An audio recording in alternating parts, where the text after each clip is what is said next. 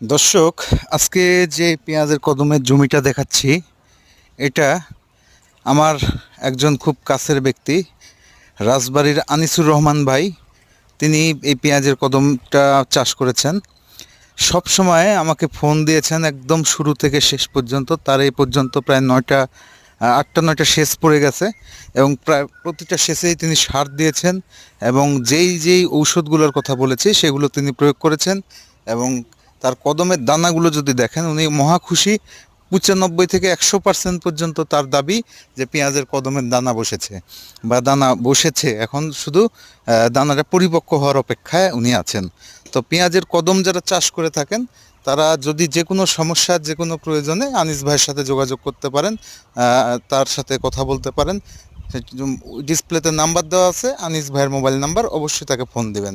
ধন্যবাদ, ভালোবাসা অবিরাম।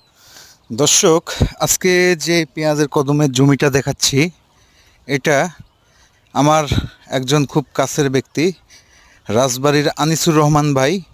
তিনি এই পেঁয়াজের কদমটা চাষ করেছেন।